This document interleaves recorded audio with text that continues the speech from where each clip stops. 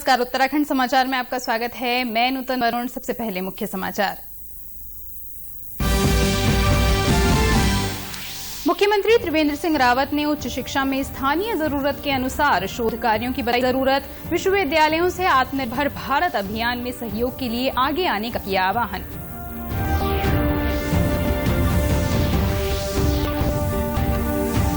बागेश्वर तक पहुंचेगी रेल। सांसद अजय टम्टा ने कहा, टनकपुर बागेश्वर रेल लाइन का सर्वे जारी। बजट स्वीकृत होने पर निर्माण कार्य होगा शुरू।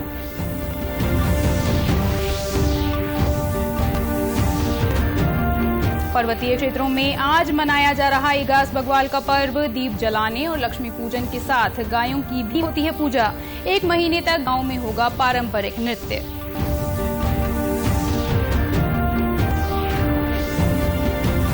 और चारधाम सहित उच्च हिमालयी क्षेत्रों में बर्फबारी से तापमान में आई गिरावट। मैदानी क्षेत्रों में आज छाए रहे बादल। मौसम विभाग ने कल भी बारिश बर्फबारी का जताया अनुमान। और अब समाचार विस्तार से। राज्य के विश्वविद्यालयों को स्थानीय जरूरतों और समस्याओं को ध्यान में रखकर शोध कार्यों को प्रोत्साहित करना होगा। मंगलवार को उच्च शिक्षा विभाग की समीक्षा बैठक में मुख्यमंत्री ने विश्वविद्यालयों से आत्मनिर्भर भारत अभियान में सहयोग के लिए आगे आने का आह्वान किया। उन्होंने कहा कि विश्वविद्यालयों और महाविद्यालयों को स्थानीय परिस्थितियों के अनुकूल सामुदायिक विकास के जुड़े विषयों पर शोध करना होगा। साथ ही आजीविका के साधनों को बढ़ाने, खेती समेत क्षेत्रीय आवश्यकताओं और जनहितों से जुड़ना होगा। मुख्यमंत्री ने कहा कि विश्वविद्यालय अपने आसपास के 10 गांवों के विकास पर ध्यान दें तो इसका फायदा गांवों को भी होगा। परंपरागत उत्पादों को बढ़ावा देने और उनकी मार्केटिंग के लिए विश्वविद्यालयों को आगे आना होगा। उन्होंने कहा कि राज्य में जड़ी बूटियों का प्रचुर भंडार है, इनकी खेती को बढ़ावा देने की जरूरत है। विश्वविद्यालयों की जिम्मेदारी है कि पारंपरिक उत्पादों को बढ़ावा देकर स्थानीय व्यक्तियों को भी लाभ पहुंचाएं। मुख्यमंत्री त्रिवेंद्र सिंह रावत ने मसूरी रोपवे परियोजना में आज रही कठिनाइयों को जल्द दूर करने के निर्देश दिए हैं। मंगलवार को पर्यटन से जुड़ी विभिन्न परियोजनाओं का प्रेजेंटेशन दिया गया। इसमें देहरादून मसूरी रोपवे, मसूरी के जॉर्ज एवरेस्ट में चल रही योजनाएं और ऋषिकेश में प्रस्तावित पर्यटन योजनाएं शामिल थीं। मुख्यमंत्री ने कहा कि मसूरी के अलावा हरिद्वार और ऋषिकेश धार्मिक पर्यटन के प्रमुख केंद्र हैं। इन क्षेत्रों की विशिष्टता वाली पर्यटन योजनाएं राज्य के आर्थिक विकास में भी अहम भूमिका निभा सकती हैं। पर्यटन हमारी आर्थिकी का महत्वपूर्ण आधार है। पर्यटन सचिव दिलीप जावलकर ने बैठक में बताया कि जॉर्ज एवरेस्ट क्षेत्र के मूल स्वरूप को बरकरार रखते हुए यहां निर्माण कार्य किए जा रहे हैं। उन्होंने बताया कि इसके लिए एशियन डेवलपमेंट बैंक के माध्यम से 25 करोड़ की धनराशि स्वीकृत हुई है। राज्य सरकार ने शिवालिक एलिफेंट रिजर्व की अधिसूचना निरस्त कर दी है।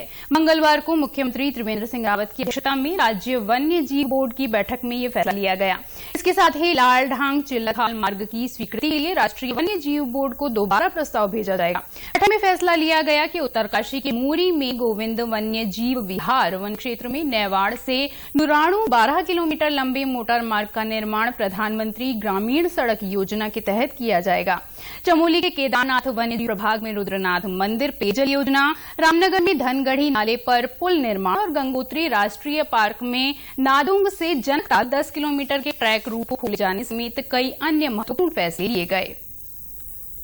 सांसद अजय टम्टा ने कहा है कि टनकपुर बागेश्वर रेल लाइन का सर्वे शुरू कर दिया गया है। जल्द ही इसके लिए बजट स्वीकृत कर निर्माण कार्य भी शुरू किया जाएगा। बागेश्वर में आज उन्होंने विकास कार्यों की समीक्षा की। श्री टम्टा ने कहा कि चौखुटिया गैरसैंण रेल लाइन बागेश्वर तक लाई जाएगी। इसका दोबारा सर्वे किया जा रहा है। रामनगर से चौखुटिया का रेल के काम का सर्वेक्षण पूरा हो गया है। वो चौखुटिया तक नहीं किया है, उसको हमने गैरसैंण तक किया है। और हमारी चौखुटिया गैरसैंण की रेल आ जाएगी तो आप समझो बागेश्वर भी आएगी। इस बात को मैं आपको गारंटी देता हूँ। टनकपुर वाली जो रेल था बागेश्वर टनकपुर की, जिस रेल की मांग को बहुत पहले से आती रही है।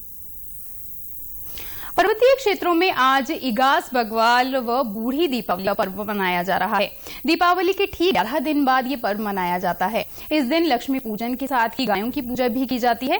मवेशियों के लिए भात झंगोरा तैयार किया जाता है और तिलक लगाकर पूजा की जाती है। घरों में नए अनाज भरने के लिए ये दिन शुभ माना जाता है।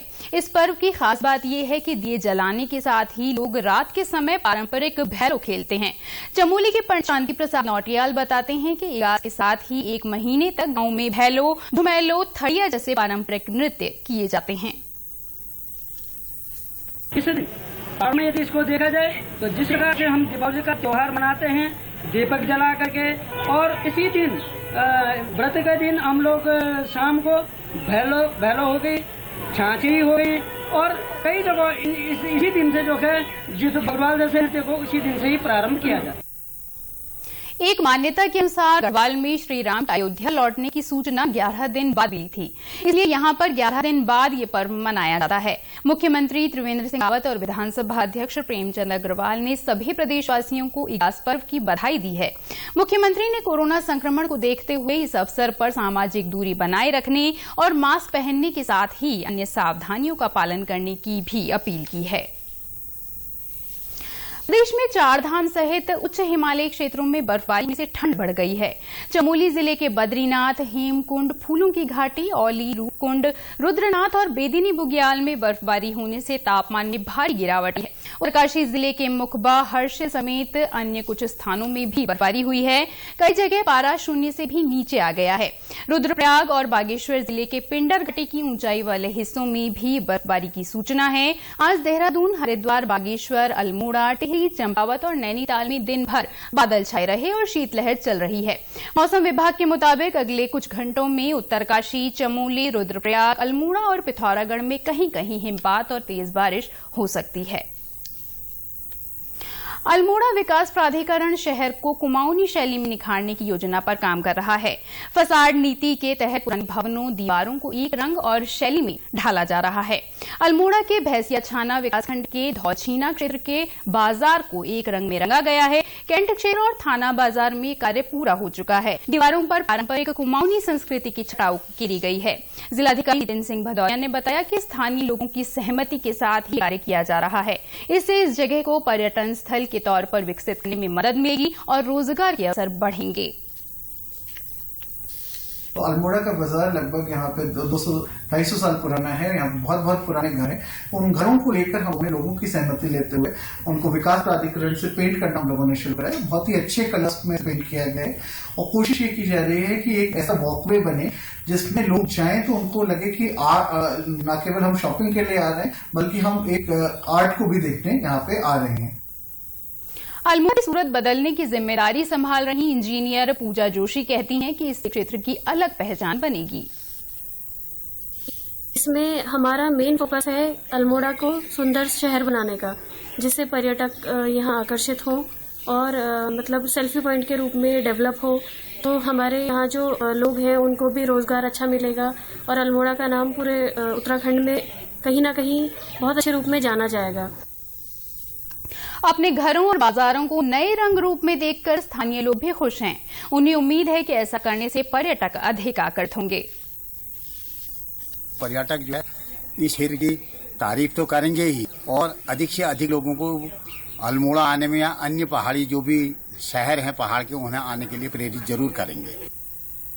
धौलछीना क्षेत्र कैलाश मानसरोवर यात्रा मार्ग का भी हिस्सा है। यहाँ स्थानीय उत्पादों को भी बढ़ावा दिया जा रहा है। हरिद्वार की गंग नहर कोतवाली पुलिस ने बढ़ती सर्दी में जरूरतमंदों के लिए एक अच्छी पहल की है। कोतवाली के बाहर नीकी की दीवार बनाई गई है। यहाँ कंबल या गर्म कपड़े दान किए जा सकते हैं और किसी को जरूरत हो तो वो यहाँ से गर्म कपड़े ले भी सकता है। हरिद्वार के एसएसपी सैंधिल अबुदई कृष्णराज एस ने भी यहाँ आज कंबल बांटे और कहा कि पुलिस के इस तरह के कार्यों से अच्छा संदेश जाता है। क्षेत्र में जो है इसमें जो है हमने लोगों से अपील किया था कि जो सर्दी का मौसम में है तो जो भी कंबल है जो नया है जो प्रयोग करने का लायक बना है तो और जो भी कपड़ा जो है घर पे यूज नहीं हो रहा है उसको गरीब लोगों को देने के लिए तो काफी अच्छा रिस्पॉन्स हमें पब्लिक से मिला है। उस आधार पर जब उसका एक पहले इसमें जो हमने आज गरीब कंबल बांटा गया है ये जो है एक पुलिस का जो कम्युनिटी का वर्क एक हमारा दायित्व होता है उसमें एक अच्छा कदम है। हम उम्मीद करते हैं कि आगे पब्लिक के सहयोग से और हम और आगे और बेहतर सेवा दे सकते हैं। गंग नहर के बाद जिले के अन्य थानों और चौकियों के बाहर भी नेकी की दीवार बनाई जाएगी ताकि सर्दियों के समय जरूरतमंद लोगों की मदद हो सके। लॉकडाउन के बाद देहरादून सेवायोजन विभाग ने आज पहला रोजगार मेला आयोजित किया। 7 कंपनियों ने 215 पदों के लिए अभ्यर्थियों का इंटरव्यू लिया। पिछले 3 दिनों से इसके लिए रजिस्ट्रेशन किए जा रहे थे। आज भी रजिस्ट्रेशन के साथ साक्षात्कार लिया गया। इस मेले में सिर्फ देहरादून के अभ्यर्थियों को ही शामिल किया गया है। रोजगार अधिकारी प्रवीण गोस्वामी ने बताया कि 250 से 300 अभ्यर्थी रोजगार मेले में हिस्सा ले रहे हैं। 7 कंपनियां हमारी अभी पार्टिसिपेट कर रही हैं जी, जो कि अप्रेंटिसशिप के लिए कुछ ट्रेनीज के लिए वो रिक्रूट कर रहे हैं, और इसके अलावा फार्मा सेक्टर के लिए और रिटेल के लिए और ड्राइवर्स के लिए यहाँ पे भर्ती आज हो रही है। लगभग हमारा यहाँ पे 160 प्लस अभ्यर्थियों का चयन होना है, और उसके अलावा कुछ ट्रेनीज भी यहाँ पे चयनित होंगे। लॉकडाउन में नौकरी गंवाने वाले बेरोजगार रोजगार मेले में आकर खुश हुए। उन्हें उम्मीद है कि नौकरी मिलने से उनकी मुश्किलें कम होंगी।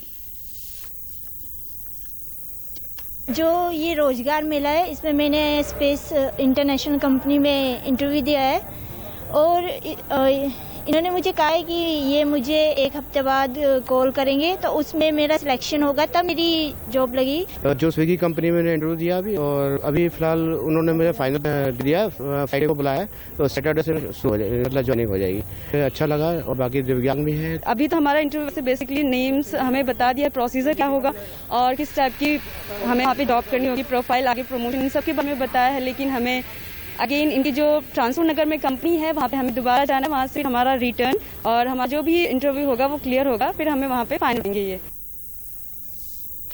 चमोली के सीमांत गांव में मोबाइल कनेक्टिविटी पहुंच गई है। मुख्यमंत्री त्रिवेंद्र सिंह रावत ने नीति घाटी के जुम्मा क्षेत्र में लगे जियो कंपनी के टावर का वर्चुअल शुभारंभ किया। जियो कंपनी ने यहां सूखी क्षेत्र में भी टावर स्थापित किया है। इससे स्थानीय लोगों को 4G इंटरनेट कनेक्टिविटी मिलेगी। मुख्यमंत्री ने चमोली के सीमांत गांव के लोगों को बधाई देते हुए कहा कि इस सेवा से उन्हें फायदा होगा। इससे सीमांत क्षेत्रों में व्यापार, उत्पाद और ऑनलाइन मैपिंग में भी सुविधा होगी। सरकार के ई गवर्नेंस से जुड़े कार्यों का सीमांत क्षेत्रों के लोगों को फायदा मिलेगा। उन्होंने बताया कि इन्वेस्टर समिट के दौरान मुंबई में मुकेश अंबानी से जियो की सेवा के लिए बात हुई थी। नीति घाटी में लगे जियो के इन मोबाइल टावरों से जुमा, जेलम, काजा, गरपत, लौंग, टमक, बकरासू, फागती, तोलमा, सुरई, की मल्ला गांव और लाटा गांव के लोगों को मोबाइल कनेक्टिविटी मिलेगी। देहरादून को साफ सुथरा बनाने के लिए नगर निगम ने नई योजना बनाई है। यहां के सभी 100 वार्डों में स्वच्छता सेना बनाई जाएगी। इस सेना के पास जगह जगह गंदगी फैलाने वाले लोगों का चालान काटने का अधिकार होगा। नगर आयुक्त विनय शंकर पांडे ने बताया कि बोर्ड बैठक में ये प्रस्ताव पास हो चुका है। निगम की ओर से एक ड्राफ्ट तैयार किया जा रहा है। जल्द ही इस योजना को अमल में लाया जाएगा। इसमें एक स्वच्छता सेना का हम लोग गठन कर रहे हैं। इसमें हम लोगों ने पिछले बोर्ड की मीटिंग में प्रस्ताव पारित किया था कि चालान करने का अधिकार जो नालियों में ट्रैफिक देते हैं या सही व्यवस्था ठीक से नहीं करते एंटी लिटरिंग एक्ट के तहत, तो उसमें कुछ एनजीओज को या वॉलंटियर्स को भी लोग चालान करने की अधिकार दें। इसके लिए हम लोग एक ड्राफ्ट तैयार कर रहे हैं, और इसमें जन सामान्य को हम अपने पोर्टल पर खोलेंगे कि जो लोग इसमें वॉलंटियर बनना चाहें, तो एक कोशिश ये होगी कि हर वार्ड में 10-10 लोगों को एक वॉलंटियर तैयार किया जाए। उत्तराखंड के समाचारों में बस इतना ही। चलते चलते मुख्य समाचार एक बार फिर।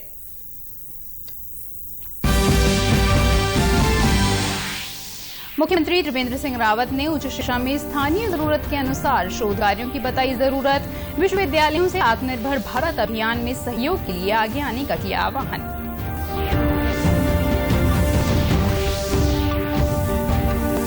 बागेश्वर तक पहुंचेगी रेल। सांसद अजय टमटा ने कहा, टनकपुर बागेश्वर रेल लाइन का सर्वे जारी।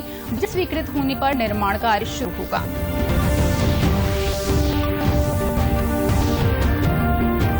पर्वतीय क्षेत्रों में आज मनाया जा रहा है इगास बग्वाल का पर्व। दीप जलाने और लक्ष्मी पूजन के साथ गायों की भी होती है पूजा। 1 महीने तक गांव में होगा पारंपरिक नृत्य। और 4 धाम सहित उच्च हिमालयी क्षेत्रों में बर्फबारी से तापमान में आई गिरावट। मैदानी क्षेत्रों में आज छाए रहे बादल। मौसम विभाग ने कल भी बारिश और बर्फबारी का जताया अनुमान। उत्तराखंड की खबरों के लिए आप हमसे सोशल मीडिया पर भी जुड़ सकते हैं।